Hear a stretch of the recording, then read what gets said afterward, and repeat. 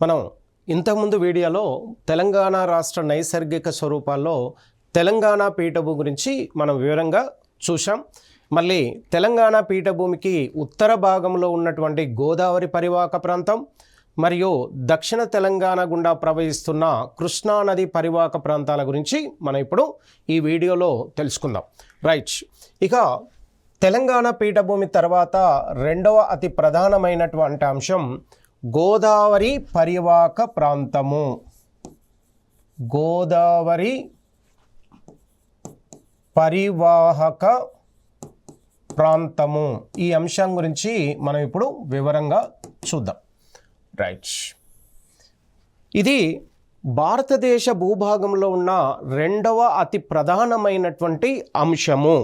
ఇది మనకు ప్రధానంగా తెలంగాణ రాష్ట్ర ఉపరితలంలో ఉత్తర తెలంగాణ జిల్లాల గుండా ఇలా గోదావరి పరివాహక ప్రాంతం ఉంది.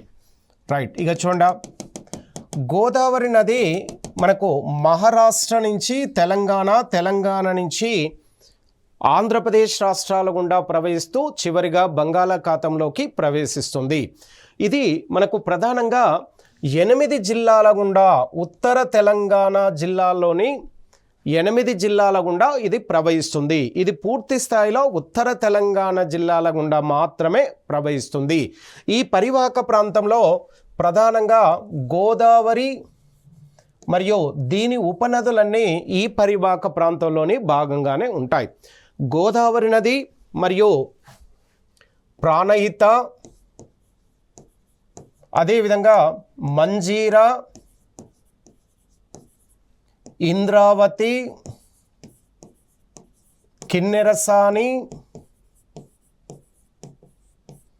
శబరి వంటి ఈ నదులన్నీ కూడా గోదావరి పరివాహక ప్రాంతంలోని నదులు. ఈ పరివాహక ప్రాంతం, ఈ నదులు ఏర్పాటు చేసినటువంటి పరివాహక ప్రాంతాన్ని గోదావరి పరివాహక ప్రాంతంగా పిలుస్తూ ఉంటారు. ఈ గోదావరి నది పరివాహక ప్రాంతము ఇక్కడ మంజీరా నది, ఇక్కడ ప్రాణహిత, ఇక్కడ మానేరు అండ్ ఆల్సో శబరి. అంటే ఈ నదీ పరివాహక ప్రాంతంలో చూడండి, ఇక్కడ ఈ నదుల కడెం. రైట్, ఇది గోదావరి పరివాహక ప్రాంతం యొక్క విస్తీర్ణము. ఈ గోదావరి పరివాహక ప్రాంత విస్తీర్ణము ఎన్ని జిల్లాల్లో ఇది ఏర్పడిందనే విషయం తీసుకుంటే, ఆ జిల్లాలను మనం ప్రధానంగా తీసుకుంటే నిజామాబాద్, మొత్తం 8 జిల్లాలలో ఈ నదీ పరివాహక ప్రాంతం ఉంది. Nizamabad and also Nirmal, Jagtial, Peddapalli, Mancherial,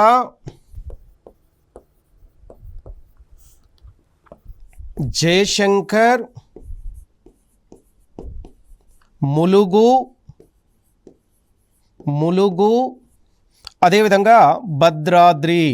right, ఈ మొత్తం 8 జిల్లాలకు, ఈ 8 జిల్లాలలో గోదావరి పరివాహక ప్రాంతం ప్రధానంగా ఏర్పడి ఉంది. రైట్, ఇక చూడండి, ఇక్కడ ఈ గోదావరి పరివాహక ప్రాంత అంతర్నిర్మాణంలో ఉన్నటువంటి శిలలు, తెలంగాణ రాష్ట్రము దక్కన్ పీఠభూమిలోని అత్యంత పురాతనమైనటువంటి దార్వార్ శిలల నిర్మితంగా ఉండేది. అయితే ఈ గోదావరి పరివాహక ప్రాంతంలో మనకు ప్రధానంగా ఏ శిలలు అంతర్నిర్మాణంలో ఏర్పడి ఉన్నాయనే విషయాన్ని తీసుకుంటే గోండువానా శిలలు, అదేవిధంగా లావా శిలలు, ఈ 2 రకాల శిలలు గోదావరి పరివాహక ప్రాంత అంతర్నిర్మాణంలో ఈ శిలల చేత ఇది నిర్మితమై ఉంది. రైట్, గోండువానా శిలలు ఏ కాలంలో ఏర్పడి ఉన్నాయంటే ప్రికాంబ్రియన్ యుగంలో ఈ శిలలు మనకు ప్రధానంగా ఏర్పడ్డాయి. కాబట్టి ఈ గోండువానా శిలలు లావా శిలలు, ఇవి రెండు కూడా అతి పురాతనమైన శిలలుగా పిలుస్తారు. ఈ గోండువానా శిలల అంతర్నిర్మాణంలో మనకు ప్రధానంగా సింగరేణి బొగ్గు గనులు అత్యధికంగా ఉన్నాయి. సింగరేణి బొగ్గు గనులు అత్యధికంగా ఈ గోదావరి పరివాహక ప్రాంతంలోని ఈ నదీ పరివాహక ప్రాంతంలో ఈ జిల్లాలో మనకు అత్యధికంగా సింగరేణి బొగ్గు లభ్యమవుతుంది. సింగరేణి నిల్వలు అత్యధికంగా కలిగిన రాష్ట్రము తెలంగాణ. సింగరేణి బొగ్గుని మనకు ప్రధానంగా గోండువానా బొగ్గుగా పిలుస్తూ ఉంటారు. గోండువానా బొగ్గు, ఈ బొగ్గు ప్రపంచంలోనే అత్యంత నాణ్యమైన బొగ్గు. తెలంగాణ రాష్ట్రంలో దక్షిణ భారతదేశంలో అత్యంత నాణ్యమైన గోండువానా బొగ్గు ఏ రాష్ట్రంలో లభ్యమవుతుందంటే తెలంగాణ, ఉత్తర తెలంగాణ జిల్లాలో గోదావరి పరివాహక ప్రాంతంలో అత్యధికంగా ఈ బొగ్గు గనులు మనకు ప్రధానంగా ఉన్నాయి. రైట్, ఇక చూడండి, ఇక్కడ సింగరేణి అనే బొగ్గు రావడానికి మొట్టమొదటిసారిగా ఈ గోండువానా బొగ్గును సింగరేణి అనే ప్రాంతంలో భద్రాద్రి జిల్లాలో మొట్టమొదటిసారిగా సింగరేణి అనే ప్రాంతంలో గోండువానా బొగ్గుని కనుక్కోవడం, గుర్తించడం, దాన్ని సింగరేణి బొగ్గు గనులు అనే పేరుతో పిలుస్తున్నారు. సింగరేణి బొగ్గుని సింగరేణి క్యాలరీస్ కంపెనీ లిమిటెడ్ వారు దీని యొక్క ప్రధాన కార్యాలయం కొత్తగూడెంలో ఉంది. అంటే భద్రాద్రి జిల్లాలో సింగరేణి క్యాలరీస్ కంపెనీ లిమిటెడ్ కొత్తగూడెంలో ఉన్నటువంటి ఈ సింగరేణి బొగ్గు గనుల నుంచి బొగ్గుని ఉత్పత్తి చేసే సంస్థగా దీన్ని పిలుస్తూ ఉన్నారు. రైట్, ఇక ఈ సింగరేణి ప్రాంతంలో పరివాహక ప్రాంతంలో దాదాపుగా ఈ నదీ పరివాహక ప్రాంతంలో అత్యధికంగా లభ్యమవుతున్నటువంటి ఈ సింగరేణి బొగ్గుని ప్రధానంగా తెలంగాణ రాష్ట్రము 49% కేంద్ర ప్రభుత్వ నిల్వలు, 51% మనకు తెలంగాణ రాష్ట్ర ప్రాపర్టీగా వీటి ఉండడం వల్ల ఈ సింగరేణి క్యాలరీస్ కంపెనీ లిమిటెడ్ని పూర్తి స్థాయిలో తెలంగాణ ప్రభుత్వ ఆధీనంలోనే నడపబడుతుంది. Okay, right. గోదావరి నది పరివాహక ప్రాంతంలో మనకు ప్రికాంబ్రియన్ యుగం, ప్రపంచంలోనే అతి పురాతనమైనటువంటి యుగమే ప్రికాంబ్రియన్ యుగం. ఈ యుగంలో అంతర్నిర్మాణంలో ఎక్కువగా మనకు అత్యధికంగా నీసు శిలలు కూడా అత్యధికంగా ఈ ప్రాంతంలో ఉన్నాయి. నీసు శిలలు, రైట్. అదేవిధంగా ఇక్కడ గోండువానా శిలలు,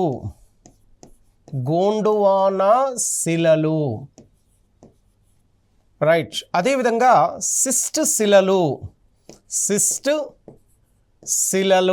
ఈ శిలల యొక్క ధార్వార్ శిలలు కూడా ఈ గోదావరి పరివాహక ప్రాంతంలో మనకు అక్కడక్కడ ఈ శిలలు కూడా మనకు కనబడుతూ ఉంటాయి. ఓకే, ఇది గోదావరి పరివాహక ప్రాంతంలో ఉన్నటువంటి ప్రధానమైనటువంటి శిలలు మరియు అంతర్నిర్మాణంలో వివిధ రకాలైనటువంటి ఖనిజాలు. ప్రధానంగా మనకు బొగ్గు మాత్రమే అత్యధికంగా ఉంటుంది. మూడో తీసుకుంటే కృష్ణానది పరివాహక ప్రాంతము, కృష్ణా పర్వత పాద ప్రాంతము. కృష్ణా పర్వత ప్రాంతము ఇది తెలంగాణలో ఉన్న 3 అతి ప్రధాన విభాగాల్లో అతి చిన్న విభాగము. ఇది 14,240 చదరపు కిలోమీటర్లు కలిగిన ఈ కృష్ణా పర్వత పాద ప్రాంతం. రైట్, ఇది కృష్ణానది మహారాష్ట్ర, కర్ణాటక మరియు తెలంగాణ నుంచి ఆంధ్రప్రదేశ్ రాష్ట్రంలోకి ఇలా కృష్ణానది ప్రవహిస్తూ ఉంది. చూడండి, ఇక్కడ కృష్ణానది పరివాహక ప్రాంతము అత్యధికంగా పర్వత వ్యవస్థ మధ్య నుంచి ఇది వెళుతూ ఉంది. కృష్ణానది ప్రధానంగా షాబాదు కొండలు,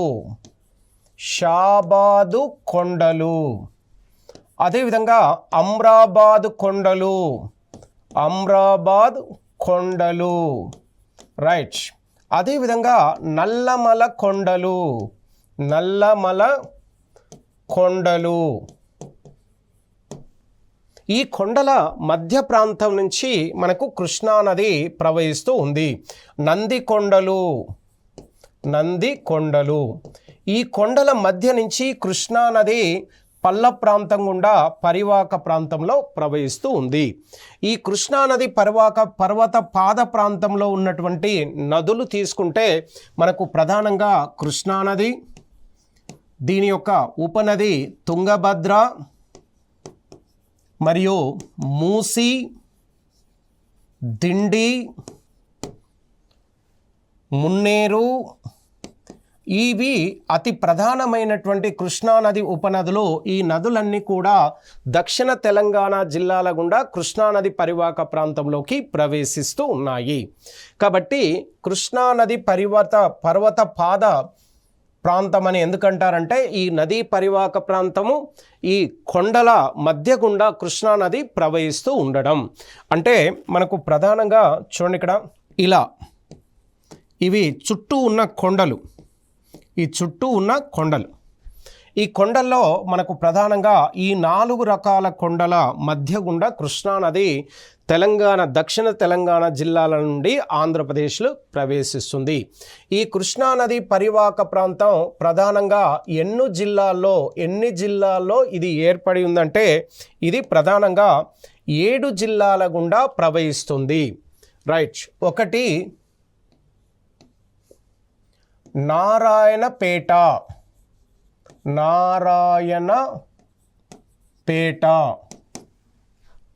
అదేవిధంగా మహబూబ్ నగర్,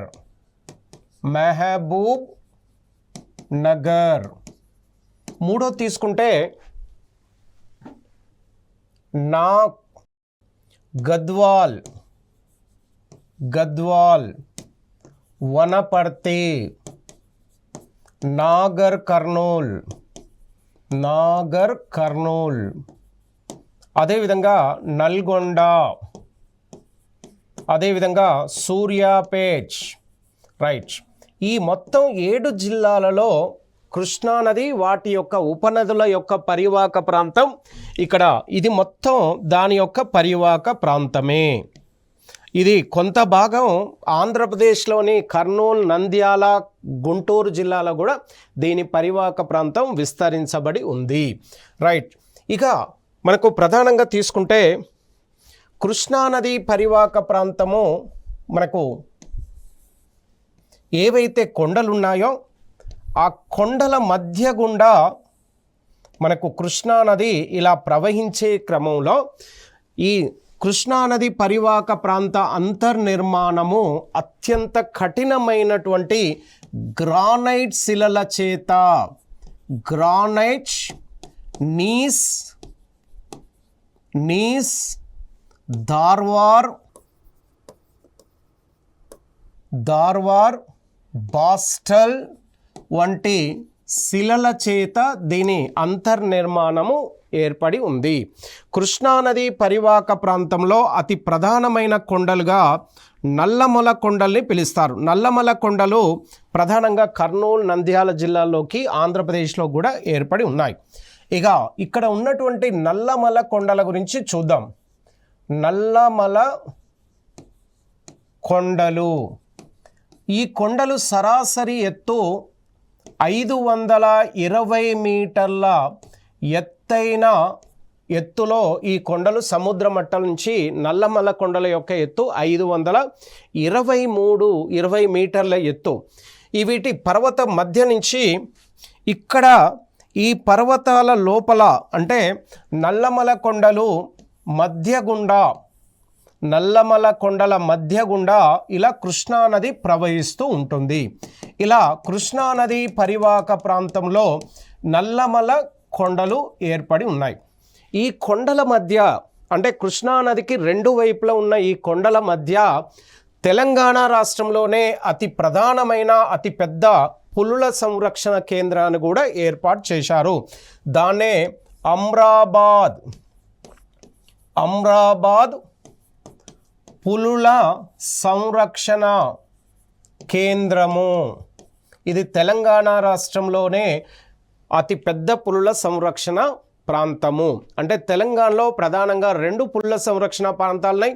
ఆదిలాబాద్ జిల్లాలో ఖవ్వాల్ టైగర్ ప్రాజెక్ట్, అదేవిధంగా నాగర్ కర్నూల్ అమ్రాబాద్ పులుల సంరక్షణ కేంద్రం అమ్రాబాద్ పీఠభూమిలో, అమ్రాబాద్ పీఠభూమి ప్రాంతంలో నాగర్ కర్నూల్ జిల్లాలో ఈ పులుల సంరక్షణ కేంద్రాన్ని ఏర్పాటు చేశారు.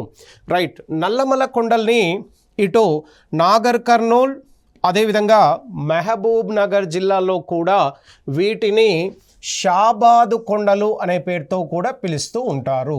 షాబాద్ కొండలు అనే పేరుతో కూడా పిలుస్తూ ఉన్నారు. ఓకే, ఇది మనకు కృష్ణా పర్వత పాద పీఠభూమి, కృష్ణా పర్వత పాద ప్రాంతము. రైట్, ఇక శిలా అంతర్నిర్మాణము చూడండి, ఇక్కడ ఇంతకుముందు కూడా చెప్పడం జరిగింది.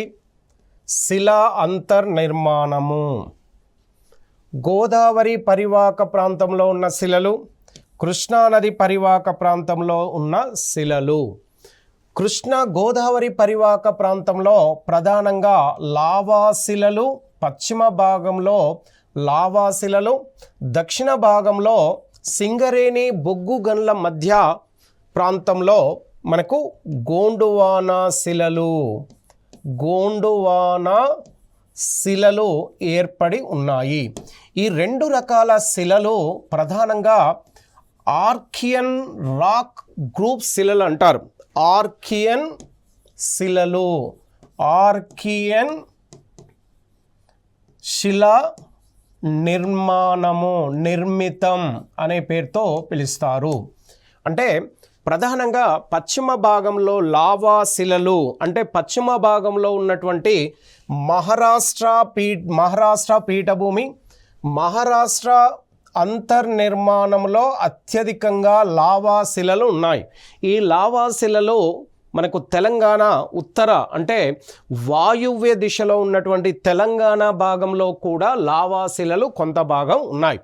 ఈ లావా శిలలు ఏ విధంగా ఏర్పడి ఉన్నాయనే విషయం తీసుకుంటే, ప్రికాంబ్రియన్ యుగం, అతి పురాతనమైన యుగాన్ని ప్రికాంబ్రియన్ యుగం అంటారు. ప్రికాంబ్రియన్ యుగంలో భూమి అంతర్భాగం నుంచి లావా ఊర్ధ్వముఖంగా పైకి వచ్చి, ఆ ఊర్ధ్వముఖంగా పైకి వచ్చిన లావా చల్లబడి లావా ఉపరితలం ఏర్పడింది. అలా లావా ఉపరితలము శైథిల్యం చెందగా మనకు నల్లరేగడి నేలలు ఏర్పడతాయి. కాబట్టి మహారాష్ట్రలో అత్యధికంగా నల్లరేగడి నేలలు ఉన్నాయి. అదేవిధంగా మనకు తెలంగాణ వాయువ్య ప్రాంతంలో కూడా నల్ల నేలలు అంటే ఇటు ఆదిలాబాద్, నిర్మల్, కొమరంభీం, మంచిర్యాల ఈ 4 జిల్లాల్ని పాత ఆదిలాబాద్ జిల్లాలోని భాగంగా ఉన్నాయి.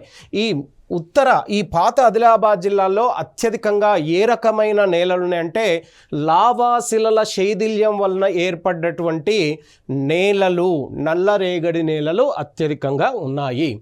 రైట్, ఇక గోండువానా శిలలు ఆదిలాబాద్, పాత ఆదిలాబాద్ తర్వాత మనకు అప్ టు భద్రాద్రి వరకు వీటి అంతర్నిర్మాణంలో గోండువానా శిలలు ప్రధానంగా మనకు కనబడతాయి. ఈ గోండువానా శిలలు ప్రధానంగా పొరలుగా అంతర్నిర్మాణం ఉంటుంది. ఈ పొరల మధ్య మనకు అత్యధికంగా బొగ్గు నిల్వలు ఉన్నాయి. బొగ్గు నిల్వలు ఏ రకమైన బొగ్గు అనే విషయం తీసుకుంటే గోండువానా బొగ్గు, గోండువానా బొగ్గు ఇది ప్రపంచంలోనే అత్యంత నాణ్యమైన బొగ్గు. దక్షిణ భారతదేశంలో మనకు ఓన్లీ తెలంగాణ రాష్ట్రంలోనే గోండువానా బొగ్గు ఉంది. ఇక్కడ తెలంగాణ రాష్ట్రంలో సింగరేణి వద్ద మొట్టమొదటిసారిగా కనుక్కోవడం వల్ల ఈ గోండువానా బొగ్గుని సింగరేణి బొగ్గు అనే పేరుతో ఇక్కడ ప్రధానంగా పిలుస్తున్నారు. రైట్, ఇక చూడండి, ఇక్కడ తెలంగాణ పీఠభూమి దీన్ని ఏమంటారంటే ఓన్లీ పీఠభూమి భాగమే. ఇక్కడ పీఠభూమి అంతర్నిర్మాణంలో అత్యధికంగా దార్వారు శిలలు వీటితో పాటు మనకు స్ఫటికాకార రూపాంతర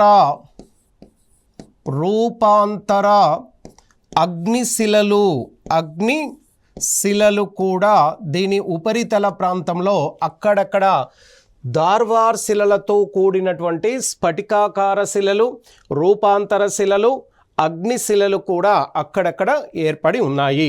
అగ్నిశిలలు మనకు ప్రధానంగా శైథిల్యం చెంది మనకు నల్ల నేలలు, ఎర్ర నేలలుగా రూపాంతరం చెందుతాయి. అదేవిధంగా కృష్ణానది పరివాహక ప్రాంతంలో, అంటే కృష్ణానది పరివాహక ప్రాంతంలో అత్యధికంగా గ్రానైట్ శిలలు రైట్. గ్రానైట్ శిలల అంతర్నిర్మాణం, గ్రానైట్ శిలలతో నిర్మితమైనటువంటి కొండలే నల్లమల కొండలు. ఈ కొండలు మనకు ప్రధానంగా గ్రానైట్, నీస్ శిలలు, సిస్ట్ శిలలు కూడా మనకి గోండువానా శిలల్లో, ఇక్కడ గోండువానా శిలల్లోని భాగమే గ్రానైట్, నీస్, సిస్ట్ శిలలుగా పిలుస్తూ ఉన్నారు. రైట్.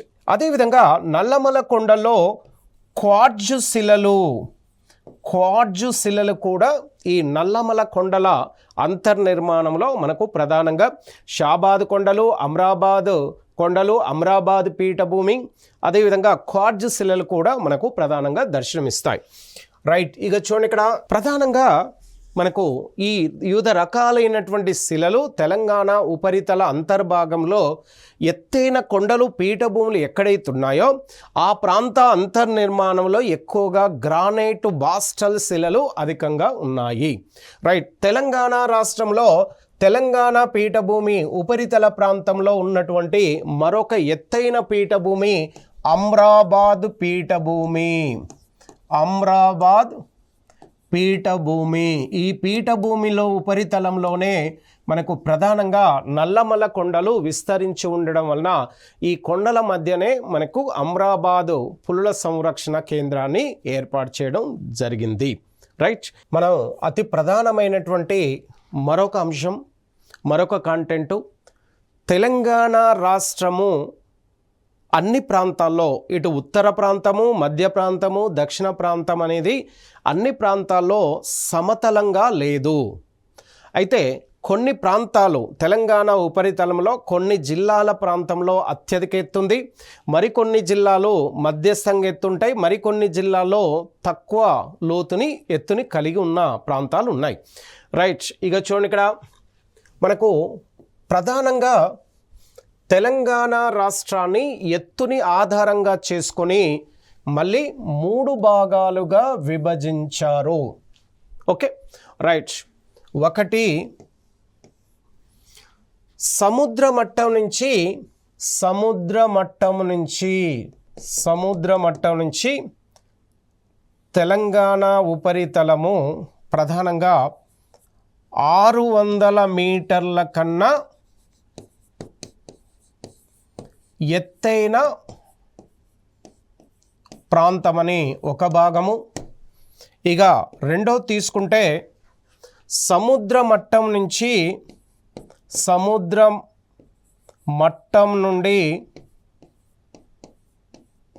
600 నుంచి 300 మీటర్ల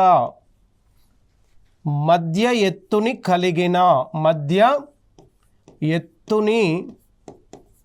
కలిగిన ప్రాంతమని మరొకటి. అంటే సముద్ర మట్టం నుంచి ఇటు 600 మీటర్లు, కొన్ని ప్రాంతాల్లో, మరికొన్ని ప్రాంతాల్లో 300 మీటర్లు, మరికొన్ని ప్రాంతాల్లో 600, మరికొన్ని ప్రాంతాల్లో 300. అంటే అత్యంత ఎత్తు 600 మీటర్లు, అతి తక్కువ ఎత్తు 300 మీటర్ల మధ్య ఏదైతే ప్రాంతం ఉందో 600, అంటే ఇంతకన్నా ఎక్కువ ఎత్తు ఉంటే మనకు ప్రధానంగా సముద్ర మట్టం నుంచి 600 మీటర్ల కన్నా ఎక్కువ ఎత్తు. ఇది 600 అంటే దానికన్నా ఎక్కువ. ఇది తక్కువలో తక్కువ 600, తక్కువలో తక్కువ 300 మీటర్లు. రైట్. మూడో తీసుకుంటే సముద్ర మట్టం నుండి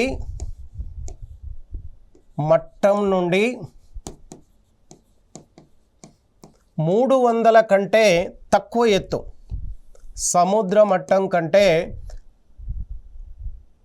300 మీటర్ల కంటే తక్కువ ఎత్తు, అంటే సముద్ర తీర ఎత్తు వరకు కూడా ఉండొచ్చు.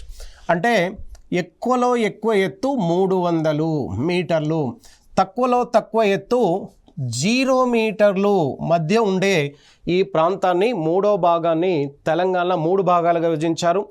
600 మీటర్ల కన్నా ఎక్కువ ఎత్తు ఉంటే దాన్ని 600 మీటర్ల కన్నా ఎక్కువ ఎత్తు ఉన్న ఒకటో భాగం, రెండోది 600 నుంచి 300 మీటర్లు, మూడోది తీసుకుంటే సముద్ర మట్టం నుంచి 300 మీటర్ల కంటే తక్కువ ప్రాంతము. రైట్, ఇక చూడండి ఇక్కడ ఇది ఒకటో భాగం సముద్ర మట్టం నుంచి, ఇది రెండోది 600 నుంచి 300, ఇది 300 మూడోది. రైట్, ఇక చూడండి ఇక్కడ సముద్ర మట్టం నుంచి అత్యంత ఎత్తులో అంటే 600 మీటర్ల కన్నా ఎక్కువ ఎత్తులో ఉన్నటువంటి జిల్లాల్లో తీసుకుంటే ప్రధానంగా సంగారెడ్డి, హైదరాబాద్, రంగారెడ్డి,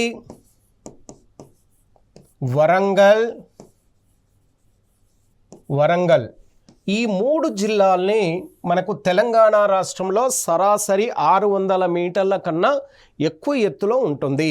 ఇంత ఎత్తైన ప్రాంతంలో మనకు ప్రధానంగా వ్యవసాయం కానీ ఇక్కడ ఎలాంటి చెరువులకు కానీ ఇది అనుకూలమైనది కాదు.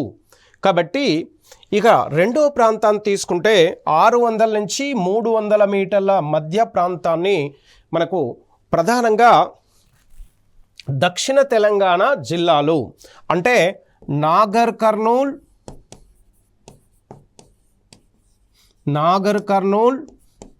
నల్గొండ, మహబూబ్ నగర్, గద్వాల్, వనపర్తి, నిజామాబాద్, మెదక్ ఈ జిల్లాలు సరాసరి ఎత్తు సముద్ర మట్టం నుంచి 600 మీటర్ల మధ్య వీటి యొక్క ఎత్తు మనకు ప్రధానంగా కనబడుతుంది. కాబట్టి ఇంత ఎత్తైన ప్రాంతంలో మనకు ప్రధానంగా ఎక్కువగా చెరువులకు ఆ చెరువుల కింద ఏదైతే వ్యవసాయము కొనసాగుతుందో ఆ వ్యవసాయ ప్రాంతాలుగా కూడా ఇక్కడ వీటిని పిలుస్తూ ఉంటారు. రైట్, మూడో తీసుకుంటే ఇది 300 మీటర్ల కంటే తక్కువ ఎత్తుని కలిగి ఉంది. ఇది మనకు అత్యధికంగా ఈ ప్రాంతము గోదావరి నదీ పరివాహక ప్రాంతంలో అధికంగా ఉంటుంది. ఈ గోదావరి పరివాహక ప్రాంతం అంటే ఇంతకుముందు చెప్పడం జరిగింది. గోదావరి పరివాహక ప్రాంతము 8 జిల్లాల్లో ఉంది. ఆ 8 జిల్లాల పరివాహక ప్రాంతంలో ప్రధానంగా వ్యవసాయానికి అనుకూలమైన ప్రాంతము.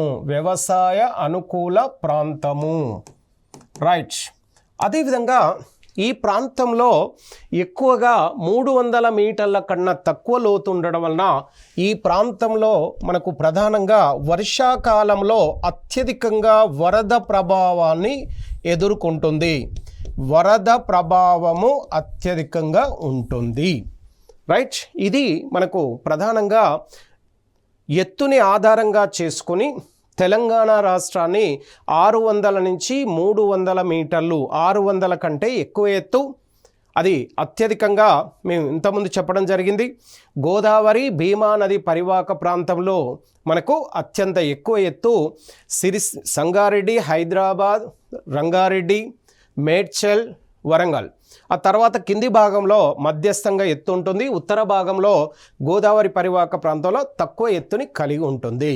రైట్, ఇది మనకు పూర్తి స్థాయిలో తెలంగాణ రాష్ట్ర నైసర్గిక స్వరూపాలకు సంబంధించినటువంటి పూర్తి కంటెంట్ వీటి మీదనే ఇప్పటి వరకు గ్రూప్ 2 గ్రూప్ 3లో ఎక్కువగా ఎగ్జామ్లో ఏ టైప్ అయితే క్వశ్చన్స్ వచ్చాయో ఆ కంటెంట్ని ఇప్పుడు మీకు ఈ 2 వీడియోలో అంటే నైసర్గిక స్వరూపాలకు సంబంధించిన పూర్తి వీడియోలో అన్ని రకాల కంటెంట్ అంటే ఎగ్జామ్లో రావడానికి అనుకూలమైనటువంటి ప్రతి అంశాన్ని కూడా ఇక్కడ మీకు మ్యాప్ పాయింట్లో పూర్తి స్థాయిలో చెప్పడం జరిగింది. ఇంతకు మించి మీకు ఈ చాప్టర్ నుంచి ఎక్కువ అడిగే అవకాశం లేదు. Okay right. ఇక చూడండి, ఇక్కడ తెలంగాణ నైసర్గిక స్వరూపంలో అతి ప్రధానమైన అంశాలను తీసుకుంటే తెలంగాణ పీఠభూమి అంటారు. తెలంగాణ రాష్ట్రము దక్కన్ పీఠభూమిలో విస్తరించబడి ఉంది. దక్కన్ పీఠభూమి అతి పురాతనమైనది, అంటే తెలంగాణ పీఠభూమి కూడా అతి పురాతనమైనదిగా చెప్పడం జరుగుతుంది. అదేవిధంగా తెలంగాణ ఉపరితల ప్రాంతంలో మనకు ప్రధానంగా 3 విభాగాలు ఉన్నాయి. ఆ 3 విభాగాల్లో మనకు గోదావరి పరివాహక ప్రాంతం, తెలంగాణ పీఠభూమి, కృష్ణా పర్వత పాద ప్రాంతం 3 భాగాలు ఉన్నాయి. ఈ 3 భాగాల్లో అత్యంత ఎత్తైన భాగము మనకు అతి పెద్ద విస్తీర్ణం కలిగినటువంటి భాగమే తెలంగాణ పీఠభూమి. ఈ పీఠభూమిలో వివిధ జిల్లాల్లో వివిధ రకాలైనటువంటి కొండలు, ఈ కొండలకు సంబంధించి ఇప్పటి వరకు ప్రతి కొండ గురించి కూడా ప్రతి జిల్లాల్లో ఉన్నటువంటి కొండలు అన్నీ కూడా ఎగ్జామ్లో అడిగాడు కాబట్టి అన్ని కొండల్ని ఇక్కడ కవర్ చేస్తూ చెప్పడం జరిగింది. గోదావరి పరివాహక ప్రాంతం ఉత్తర జిల్లాలైనటువంటి 8 జిల్లాల గుండా ప్రవహిస్తున్నటువంటి గోదావరి పరివాహక ప్రాంతంలో ఎక్కువగా సింగరేణి బొగ్గు, అత్యధికంగా గోండువాన లావాశిలలు ఉండడం వల్ల వివిధ రకాలైనటువంటి నల్ల నేలలు ఏర్పడుతూ ఉన్నాయి. దక్షిణాన కృష్ణా పరివాహక పర్వత పాద ప్రాంతంలో అత్యధికంగా కొండలు విస్తరించబడి ఉండడం వలన కృష్ణా పర్వత పాద ప్రాంతంగా పిలుస్తూ నల్లమల కొండలు, షాబాద్ కొండలు మరియు అమరాబాద్ కొండలు, ఈ కొండల మధ్య కృష్ణానది ప్రవహిస్తూ ఈ కృష్ణానదికి 2 వైపులు ఉన్న నల్లమల కొండలో అమరాబాద్ టైగర్ ప్రాజెక్టును కూడా ఏర్పాటు చేయడం జరిగింది. అదేవిధంగా ఈ 3 రకాలైనటువంటి ఎత్తైన ప్రాంతాలు ఎత్తుని ఆధారంగా చేసుకొని 3 భాగాలు ఏ జిల్లాలో ఏమేమి ఉన్నాయనే అంశాన్ని మనం ఇక్కడ చూడడం జరిగింది. ఇది పూర్తి స్థాయిలో తెలంగాణ నైసర్గిక సంబంధించినటువంటి పూర్తి అంశాలు ఈ సంబంధించినటువంటి chapter. Right, all the best.